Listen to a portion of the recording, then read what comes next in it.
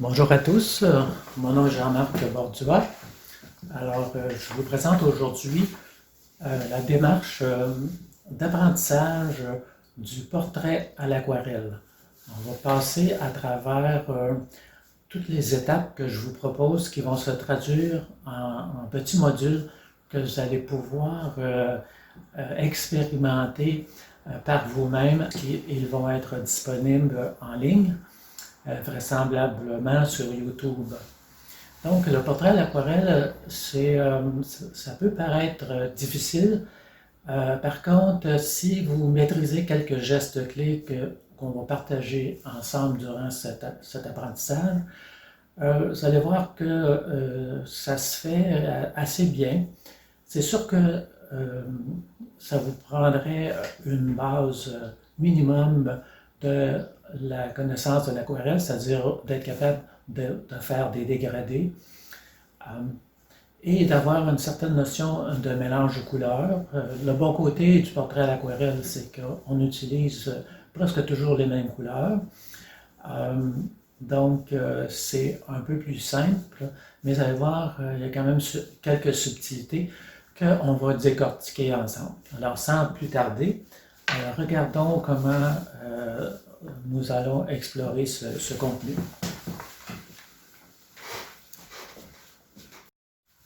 Donc, pour continuer avec la présentation du cours, je vais vous montrer des exemples de réalisation pour chaque objectif d'apprentissage.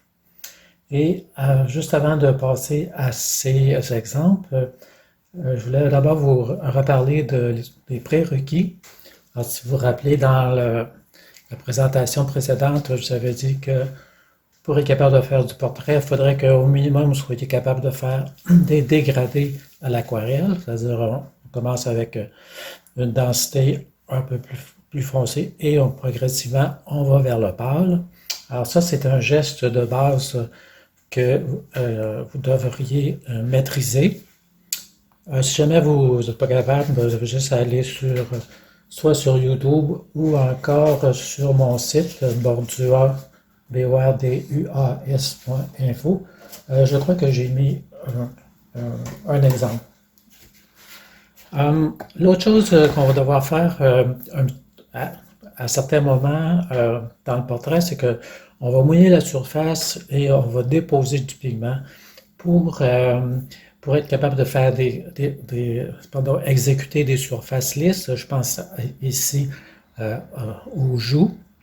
Donc, c'est ce qu'on appelle la technique mouillé sur mouillé. Alors, pour être capable de bien réaliser ça, vous devez avoir une idée de la vitesse de propagation de votre pigment. C'est-à-dire que lorsque vous déposez du pigment sur le papier mouillé, est-ce qu'il bouge vite ou est-ce qu'il se répand vite ou s'il se répand tranquillement? Donc ça, c'est un sujet sur lequel je vais revenir. Dernier geste clé, c'est une fois que vous avez déposé du pigment, il faudrait que vous soyez capable d'en soulever parce qu'on va souvent utiliser cette approche-là, entre autres dans l'exemple que je vais proposer pour le nez. Donc le nez, la portion dans l'ombre et la portion dans la lumière vont être faites d'un coup et c'est par soulèvement qu'on va voir. Donc ici, on avait un dégradé progressif et le pigment a été soulevé à l'aide de pinceau humide dans le papier. Donc, ces trois gestes clés-là, une fois maîtrisés, va vous permettre d'accéder plus facilement au cours de portrait. Alors, je vais continuer avec l'autre section.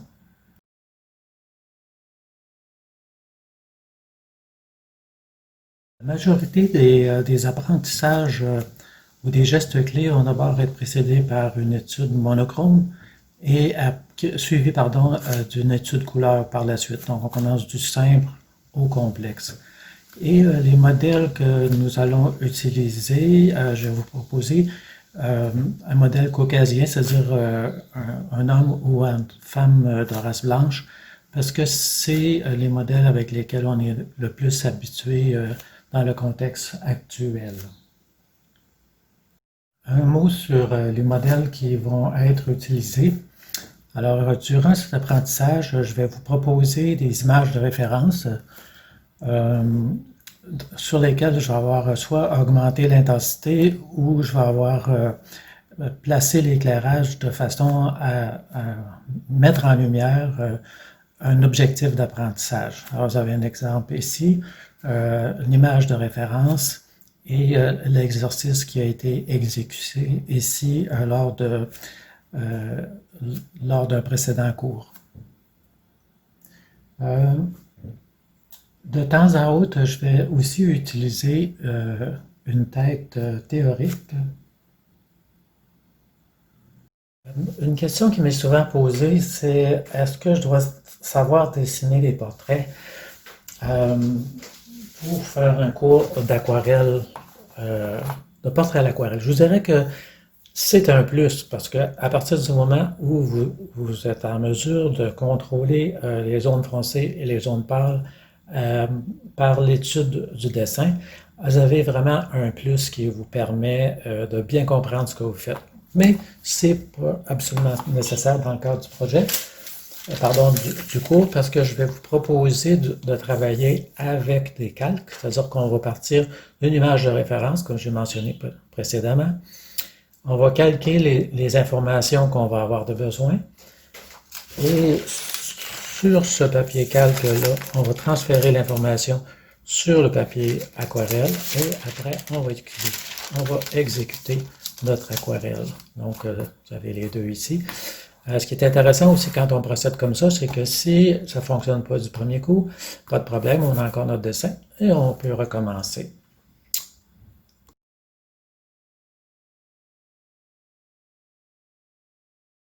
Un mot sur le matériel requis. Il existe plusieurs bons papiers aquarelles sur le marché. Ce que je vais vous proposer, qui est un papier un peu passe-partout, c'est le papier Fabriano Extra White. Faites attention parce que le traditionnel, qui est plus de couleur euh, neutre, mais un peu plus foncé, le déplacement de pigment, ne se fait pas aussi bien. Alors ici, c'est le Fabriano Extra White. Ce qui est intéressant dans ce papier-là, c'est qu'on peut facilement soulever du pigment, on peut le déplacer et aussi il y a possibilité de faire des couches additionnelles sans trop de surprise. Donc, c'est le papier que je vous recommande et le 140 livres ferait bien l'affaire.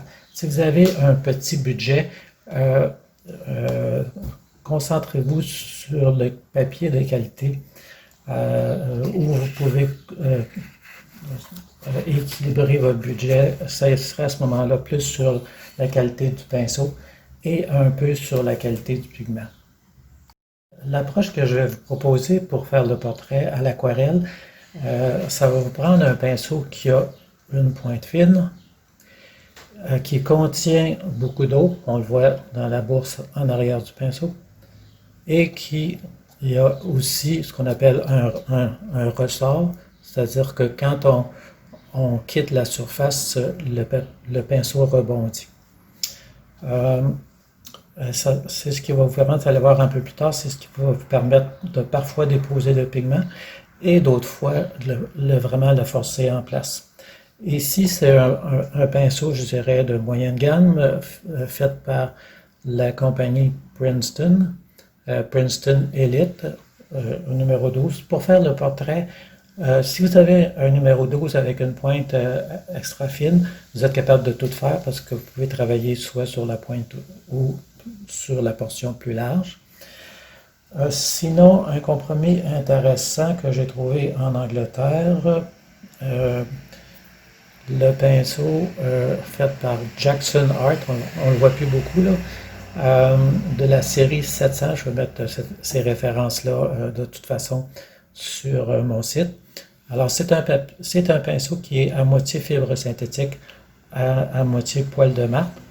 Alors ici, vous voyez qu'il commence à être effiloché parce qu'il servi pas mal. Et on voit que la pointe est un petit peu moins fine que l'autre.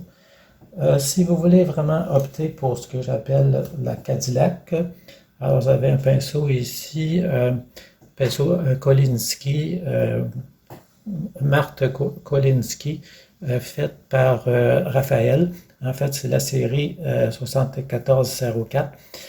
Ce pinceau-là, c'est le numéro 12. Ce pinceau-là, c'est sûr qu'il est un petit peu plus cher. On peut penser à quelques centaines de dollars, mais regardez, ça fait 30 ans que je l'ai et la pointe est encore parfaite. Alors voilà. Au niveau des couleurs, celles que je vais vous proposer vont être des couleurs transparentes, sauf exception. Alors ici, donc on peut commencer par le jaune. Ici, on a un jaune nickel azo. PY151, en fait lui est 153, mais le nickel azo c'est 151. Les jaunes transparents sont assez rares et assez souvent sont un petit peu plus chers. Aussi, pour avoir des couleurs, je dirais, un petit peu plus tendance actuelle ou profiter des innovations qui ont eu lieu peut-être les 10 dernières années, je vais vous proposer des couleurs de la série Quinacridone. Alors ici, c'est marqué Quinacridone corail, mais en fait, c'est un Quinacridone rouge. Ensuite, dépendamment de votre budget, vous pourriez aller vers un terre de sienne naturel et un terre de sienne brûlé. Pourquoi terre de sienne brûlé? C'est quand on va vouloir aller dans les couleurs d'ombre. Si on travaille juste avec le terre de sienne naturel, on ne sera pas capable d'avoir assez de masse. Et si vous voulez aller dans des couleurs un peu plus tendance pour remplacer ceux-là, vous pourriez utiliser le quinacridone orange brûlé et le quinacridone écarlate brûlé.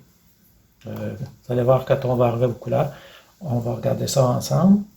Maintenant, pour être capable de travailler avec des orangés de façon plus uniforme, vous auriez avantage peut-être à avoir un pyrrole orange. En passant, le pyrrole orange est une belle couleur transparente et maintenant disponible dans la gamme bon marché de Van Gogh.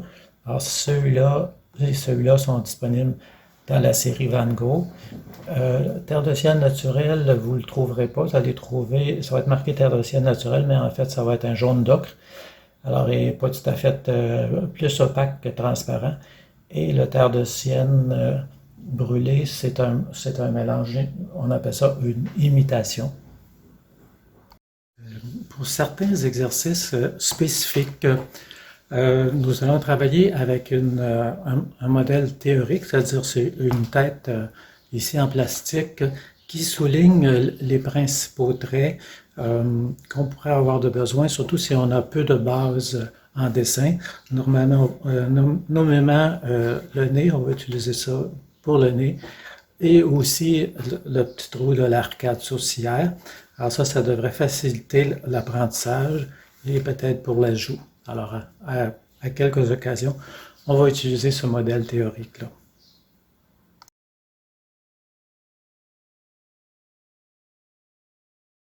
Nous sommes fin prêts pour commencer à passer en revue chacun des modules.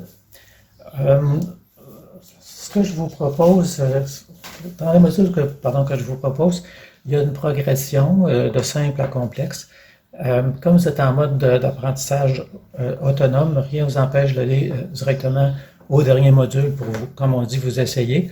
Par contre, d'un module à l'autre, j'ajoute toujours un élément additionnel de savoir-faire. Donc, si vous n'avez pas fait les modules précédents, il va vous manquer de l'information et ça va peut-être être plus frustrant qu'autre chose. Donc ici, c'est le contenu du premier module que je vais vous rendre disponible pour que vous ayez une idée de l'approche du cours. Je vais vous rendre ce module-là disponible sans frais, à titre promotionnel, et je vais vous donner l'adresse à la fin de la présentation, l'adresse YouTube où vous allez pouvoir retrouver ce module-là qui n'est pas publié au grand public. Donc ici, on va regarder comment faire une iris et une pupille.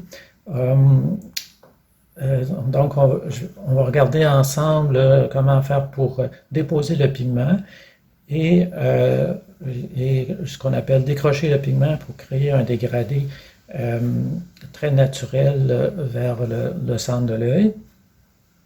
Donc, quelques exercices comme ça. Et après, je vais vous proposer un autre type d'exercice où on va déposer une couleur et on va décrocher la couleur qui commence à rentrer dans le papier par une autre. Donc, ça va nous donner déjà une approche avec deux pigments. Donc, on a une diffusion vers l'intérieur et on va faire l'inverse.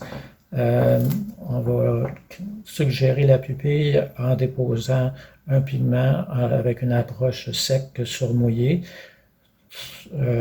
Au centre, on va laisser diffuser vers l'extérieur. Donc cet exercice-là, on va le regarder vraiment en détail dans le module 1 que je vais vous rendre disponible. Ici, vous avez un autre exemple tout à fait similaire, où là, on a fait le rond de la pupille qui est encadré par la paupière supérieure. Donc, cet exercice-là correspond au premier module.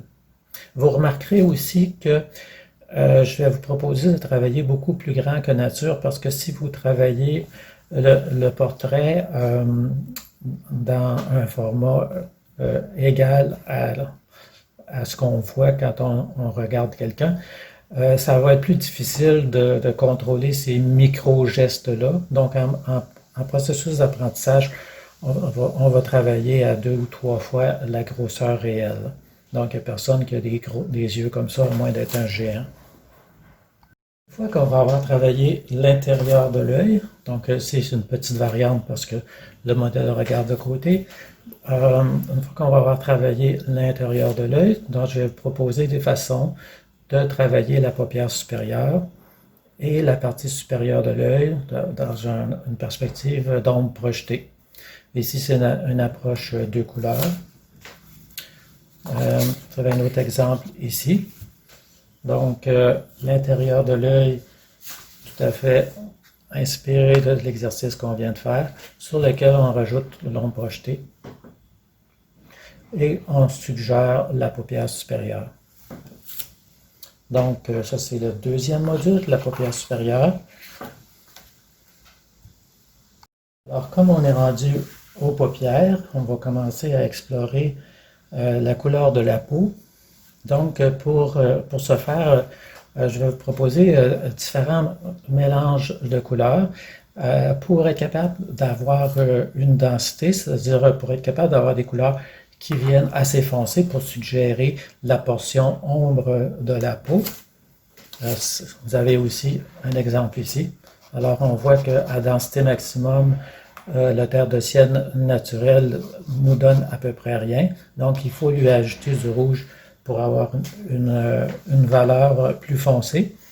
Alors ici, c'est différentes études qu'on va regarder, que je vais vous proposer de faire avec moi en ligne pour que vous puissiez être capable d'avoir le foncé que vous avez de besoin, parce qu'il ne faut pas oublier que quand on a une partie de notre modèle qui est dans l'ombre, il faut avoir au moins 40% de plus foncé que la partie qui est claire.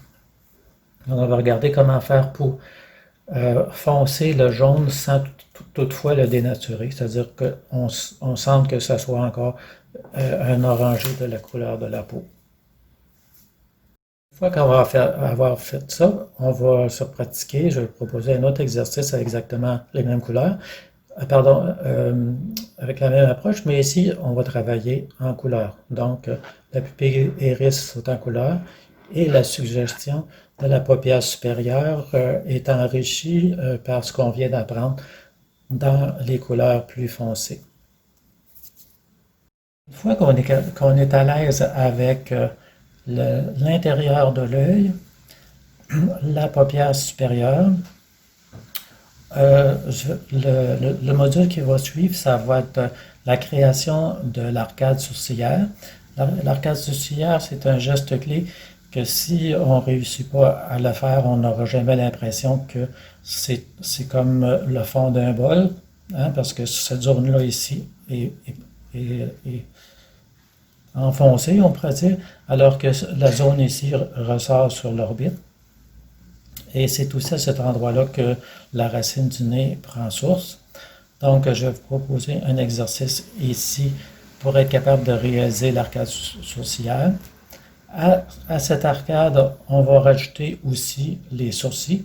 Alors, ce qui est intéressant avec les sourcils, c'est que les sourcils contiennent de l'information sur, on pourrait dire, l'humeur ou le sentiment de notre modèle. Donc, on peut exploiter cet aspect-là sans que ça soit réellement le cas sur l'image de référence. Donc, c'est un premier moment où on peut interpréter l'image de référence avec ce qu'on voudrait exprimer.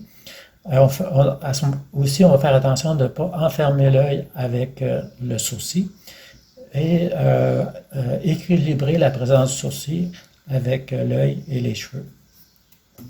Autre chose, dans cet exercice-là, je vais vous proposer vraiment très peu d'exercices au niveau des cils. Ici, il y a une petite suggestion, mais on ne fera pas, là, sauf exception, tout ça en détail. Donc, un bon module ici pour être capable de créer ça. Une fois qu'on est capable d'en faire un, ben, on va essayer d'en faire deux similaires. Et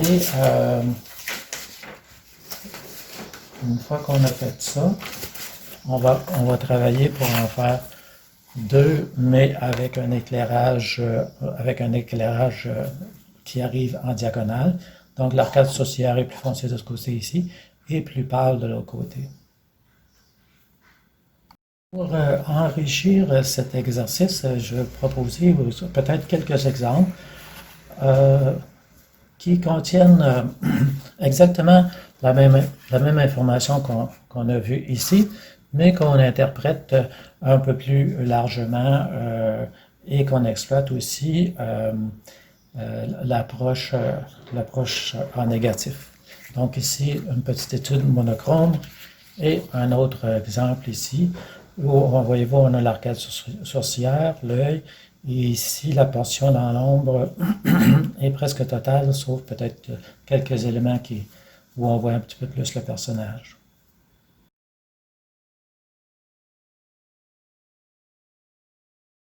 On va passer maintenant à l'exploration du nez.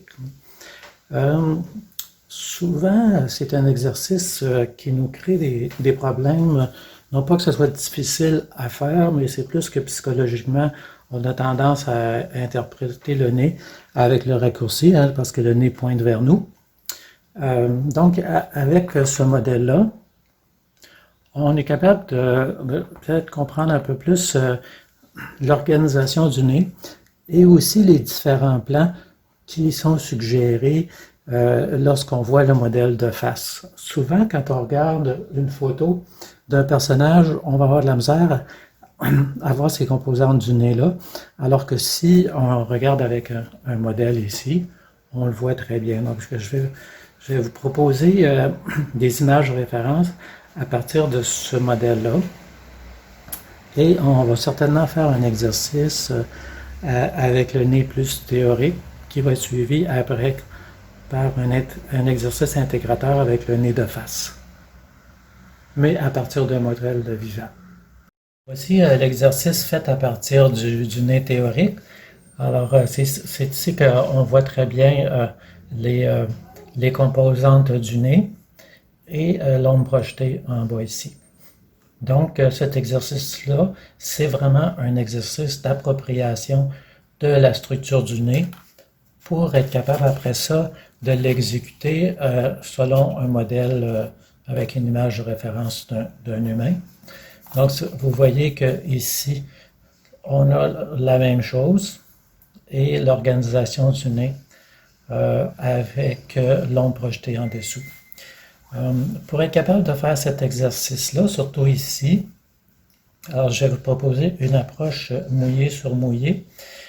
Donc on mouille toute la surface et on suggère les narines en soustraction de pigments.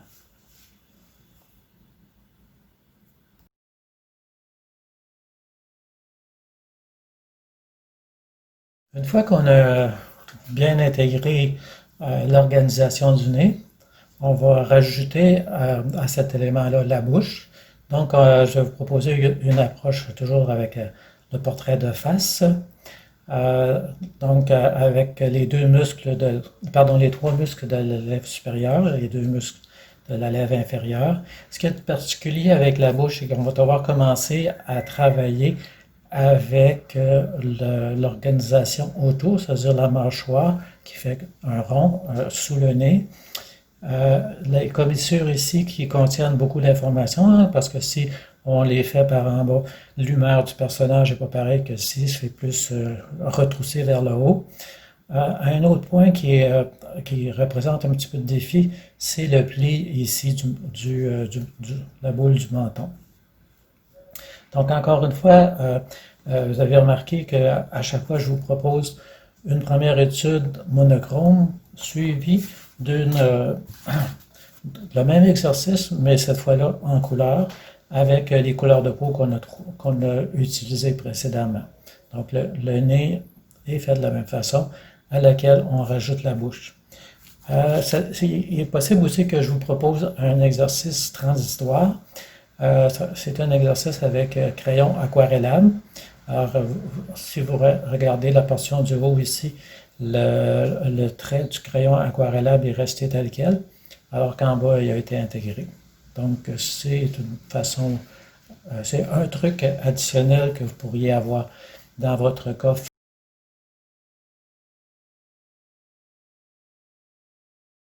Donc, on a fait les principaux traits du personnage, les yeux, le nez, la bouche. Donc, je vais vous proposer un exercice d'intégration où là, on va faire les principaux traits en continu pour un personnage.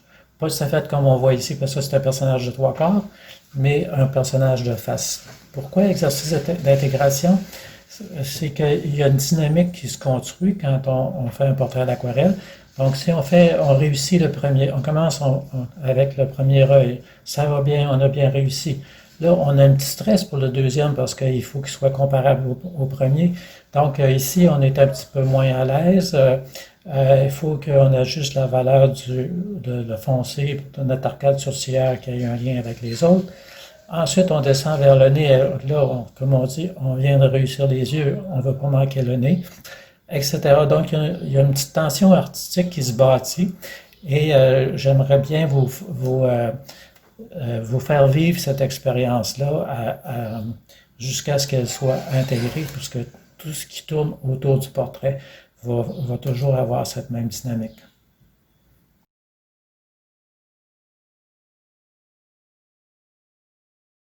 On continue donc notre progression de modules. Une fois qu'on a terminé les principaux traits, c'est-à-dire les yeux, le nez et la bouche, on va descendre vers le cou.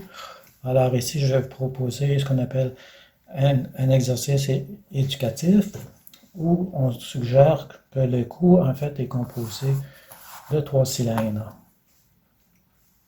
Donc, on peut les exécuter séparément ou les faire ensemble en soulèvement de pigments. C'est au choix. Et ça nous donne quelque chose un peu comme ça. Donc, un exercice en noir et blanc et un exercice en couleur. Règle générale, le cou, si on le fait en même temps que la figure, ça peut être facilitant et il faut faire vraiment attention comment on va connecter la figure et le cou. Quand on commence au portrait, c'est cette zone-là qui est difficile et qui enlève la fluidité au portrait.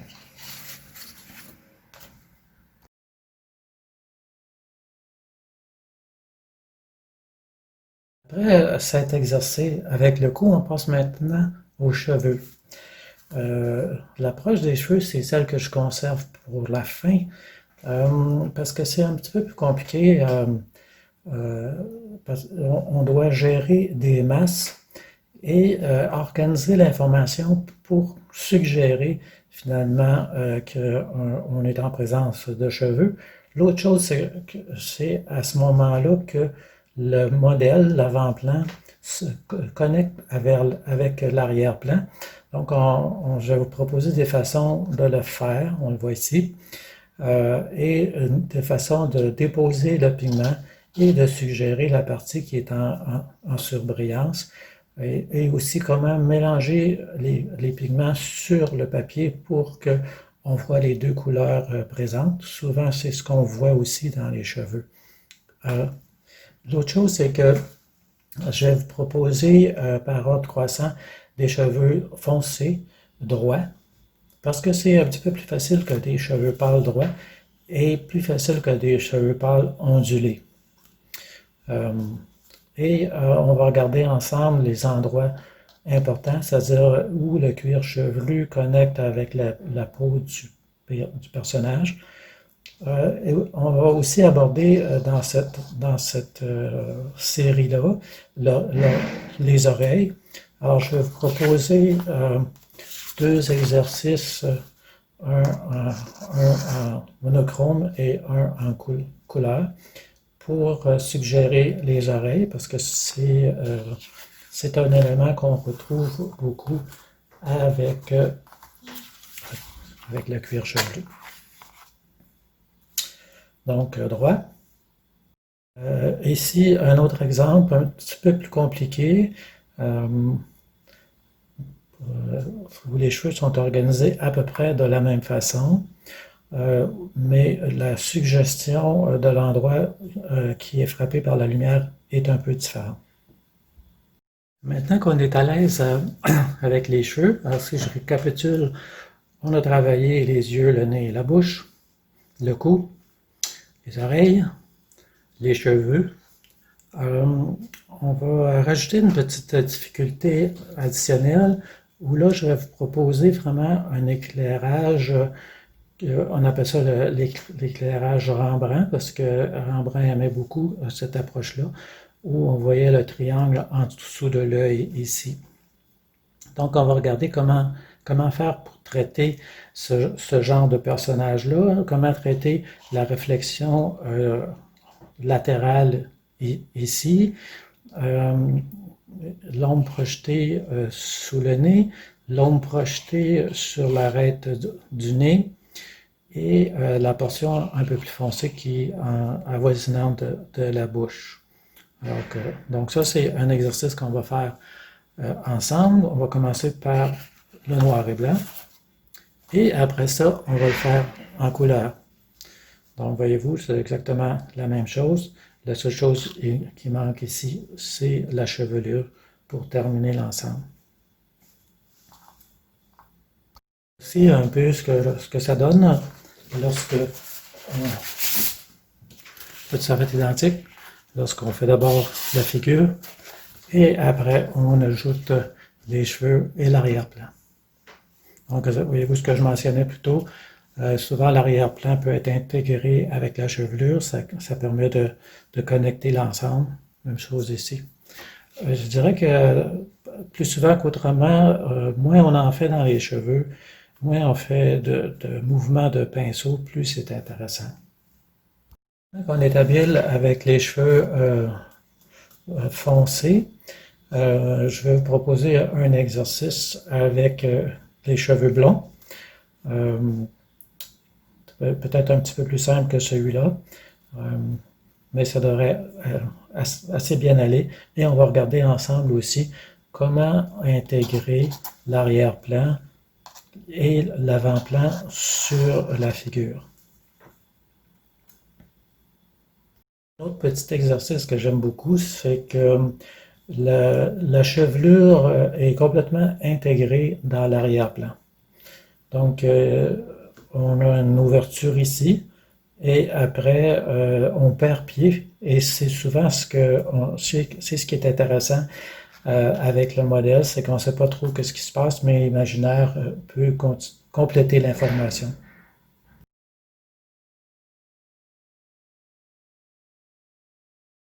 Donc, l'ensemble des modules qu'on a fait jusqu'à maintenant, on avait toujours le modèle de face avec soit un éclairage frontal ou un éclairage latéral qu'on a vu plus vers la fin. Et maintenant, on est fin prêt à passer avec un modèle avec une position, ce qu'on appelle trois quarts. C'est-à-dire que le modèle n'est pas complètement tourné, qui ferait un profil, mais juste assez tourné pour que le nez se découpe de la joue. Donc l'information ici change assez drastiquement parce que les deux yeux ne sont pas symétriques et la paupière supérieure, le sommet de la paupière supérieure est latéral, la pupille n'est plus ronde. Même chose, le nez est asymétrique et la bouche est asymétrique. Donc ici, il faut faire assez attention comment on va représenter ces morceaux-là pour qu'il y ait une certaine vraisemblance. L'autre chose, ça va être la deuxième fois qu'on va exploiter le passage d'une couche, la couche d'ombre dans un seul trait. Maintenant qu'on est capable de faire une figure au complet de face, hein, si on se rappelle bien, on a fait les yeux, le nez et la bouche toujours de face. Après, j'ai introduit le cou, les cheveux et les oreilles. Ensuite, on a regardé avec un éclairage latéral, donc une portion du visage qui était dans la lumière et une autre portion qui était dans l'ombre.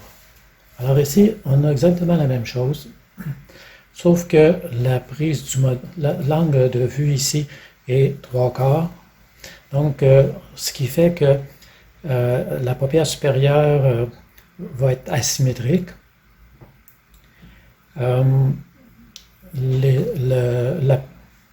L'iris ne sera pas nécessairement rond, c'est une erreur qu'on voit souvent. L'œil qui est loin de nous va devoir être bien travaillé pour bien suggérer l'angle de trois quarts. Le nez, on commence à le voir en trois quarts aussi. Souvent, la narine qui est plus loin de nous peut être juste suggérée ou parfois presque pas apparente. Et la bouche représente un défi important qu'il faut bien maîtriser, l'endroit où les ombres et les lumières se situent. Donc, on va regarder ça ensemble. L'autre chose, similaire au module précédent, on va couvrir la surface d'un seul trait et puis on va revenir par la suite pour placer quelques accents au besoin. Donc, on pourrait dire que, à toute fin pratique, on recommence le grand cycle yeux, nez, bouche avec une pause trois quarts, sauf qu'on peut aller plus rapidement parce qu'on a quand même des acquis. On contrôle un peu mieux les gestes clés par contre, ils sont un peu différents ici. Donc, à l'aide d'une bonne observation, ça devrait bien aller. Donc, ça, c'est un exemple. Et si on regarde maintenant un exemple couleur, ici, la variation entre la zone foncée et la zone pâle est moins accentuée. L'autre chose, si on compare avec l'exemple précédent, le modèle est éclairé par le dessous. C'est ce qui arrive souvent quand on regarde quelqu'un dehors, à l'extérieur, et la lumière se réfléchit soit sur une terrasse ou sur le pavé. Alors, encore plus sur l'eau. Donc, la lumière vient éclairer le menton, le dessous des yeux. Donc, c'est un peu la même chose ici. La zone qui est faite d'un trait. Les yeux dont la paupière supérieure est asymétrique. Le nez et la bouche qui est asymétrique aussi.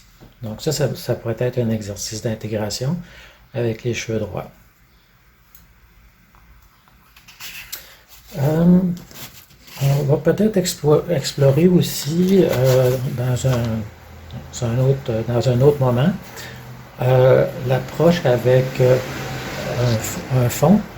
Donc la couleur de la peau ici, contrairement aux exercices précédents, elle n'est pas blanche. Donc on commence avec une couleur de peau et on rajoute l'information par-dessus. Remarquez ici l'espèce de couronne sur la tête de la jeune fille. Et où on a tiré profit d'une soi-disant erreur. Et ici, il y a une suggestion de cheveux blonds. Autre possibilité qu'on pourrait peut-être exploiter, c'est qu'est-ce qu'on peut faire pour suggérer au minimum le portrait. Donc ici, un petit peu plus accentué, ici presque rien. Et il y a deux techniques là, qui ont été utilisées pour suggérer le feuillage dans les cheveux.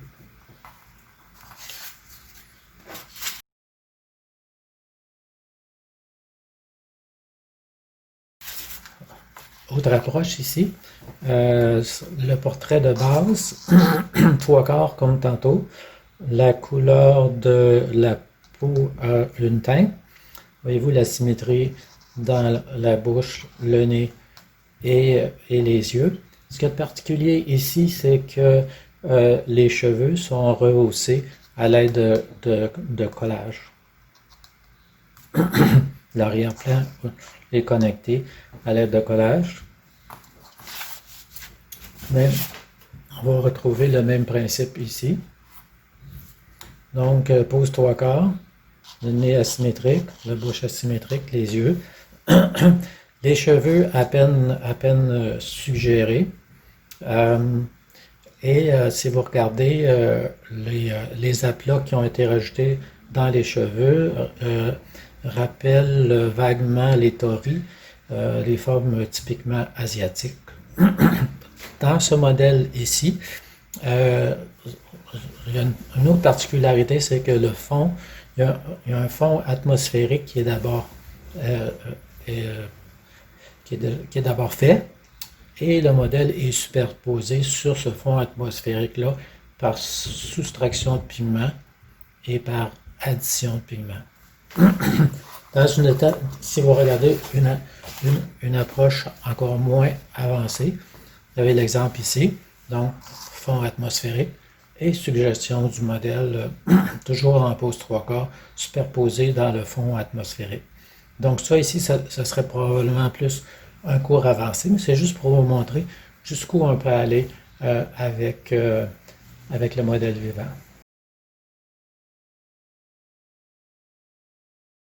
C'est ce qui met un terme à cette présentation des différents modules que je vous propose pour que vous puissiez vous initier au plaisir du portrait à l'aquarelle. Vous remarquez aussi qu'en passant à travers cette présentation, j'ai inclus beaucoup d'informations pour vous permettre de commencer à explorer dès aujourd'hui le portrait à l'aquarelle. Ces exercices vous permettront probablement pas de faire un portrait au complet au premier module, mais je suis convaincu que les victoires que vous allez avoir d'un module à l'autre, le cumul des acquis de module en module vont faire naître chez vous le plaisir de faire le portrait à l'aquarelle. Aussi, si vous remarquez, les mises en situation que je vous ai proposées sont génériques. Ça veut dire que vous pouvez les appliquer avec d'autres portraits qui vous animent. Donc, vous n'êtes pas limité aux images de référence que je vous ai proposées. Maintenant, j'aimerais vous parler de déroulement.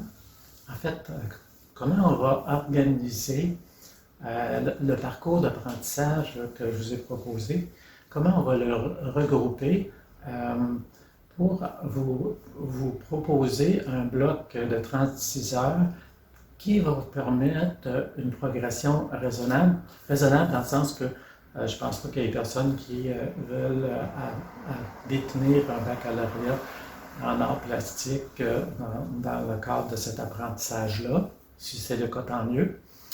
Donc, j'ai eu à prendre des portions du parcours d'apprentissage que je vous ai présenté pour vous permettre de vivre une expérience intéressante du premier geste du portrait à l'aquarelle jusqu'à l'exécution des cheveux. Et je me suis basé sur l'expérience que j'avais avec des apprenants pour un contenu similaire, mais en salle, c'est-à-dire que j'étais avec eux. Et j'ai tenté de reproduire non seulement le même contenu, la même cadence de progression dans le contenu, mais aussi une approche d'apprentissage similaire, mais ici qui va être en forme hybride, c'est-à-dire une partie que vous allez faire par vous-même et une partie qu'on va faire ensemble lors de rencontres hebdomadaires. En effet, lorsque on travaillait en salle, normalement, les apprenants présentaient leurs travaux qu'on regardait ensemble, que je pouvais commenter. Ensuite, j'expliquais les objectifs d'apprentissage. Et après avoir expliqué les objectifs d'apprentissage, je faisais une ou plusieurs démonstrations. Une fois ces démonstrations terminées, les apprenants retournaient à leur poste de travail pour s'approprier la démonstration, c'est-à-dire les gestes clés de la démonstration. Donc, il y avait 3 temps d'apprentissage. Un premier ensemble, un autre où moi j'explique le contenu et je fais une démonstration, et un dernier qui se passe de façon individuelle. Donc, c'est ce que j'ai pensé vous offrir avec cette formation qu'on dit hybride, c'est-à-dire une partie collective et une partie individuelle. La partie collective, je vous propose une plateforme qui est super simple, qui est la plateforme Zoom. Heureusement, la compagnie a effectué plusieurs correctifs de sécurité, donc ça devrait assez bien fonctionner. Donc, pour être capable de travailler avec la plateforme Zoom, ça va nécessiter que vous m'envoyiez vos travaux par courriel, que je les mette à disposition pour les commenter et qu'on puisse les voir collectivement durant la rencontre Zoom. Et pendant cette rencontre-là, qui va être une durée de 1 heure à chaque semaine, je vais aussi prendre le temps de répondre à vos questions et peut-être impressions. Donc, ça va être intéressant. Vous allez pouvoir interagir au niveau du groupe. Bien sûr, ça va nécessiter que vous ayez au moins visionné une fois la capsule. Et la dernière portion, comme dans un cours en salle, ça va être à vous d'expérimenter par vous-même les objectifs d'apprentissage et les gestes clés que j'aurais parlé.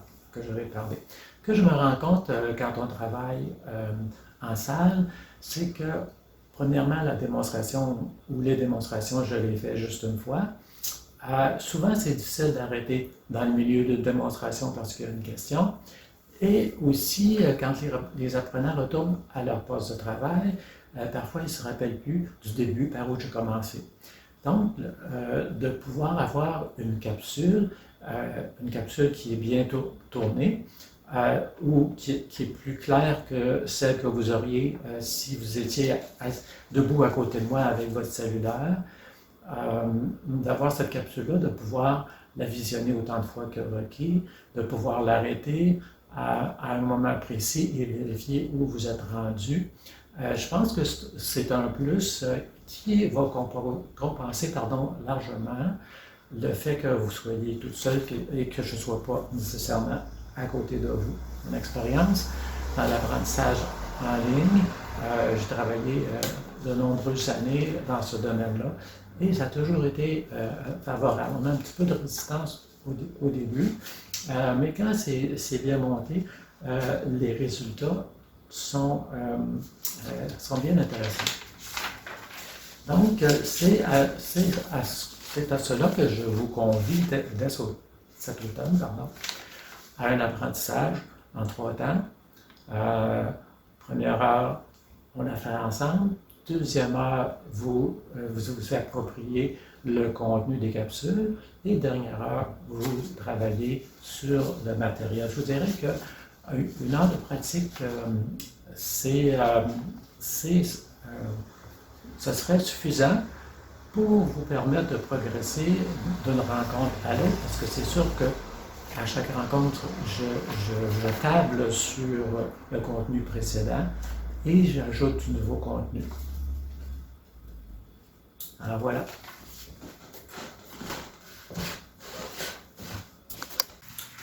Je trouve aussi que de voir le personnage prendre vie sous notre pinceau est quelque chose qui me fascine et que je vis de façon particulière dans le portrait, que je ne retrouve pas dans le paysage ou dans la nature morte. Donc, j'espère vous avoir partagé cette fascination qui m'habite encore. Tel que mentionné en début de présentation, le premier module vous est maintenant disponible en ligne. L'adresse YouTube va apparaître à l'écran. Donc, vous pouvez tout de suite vous pratiquer et commencer votre exploration au portrait à l'aquarelle. Bonne chance et à bientôt.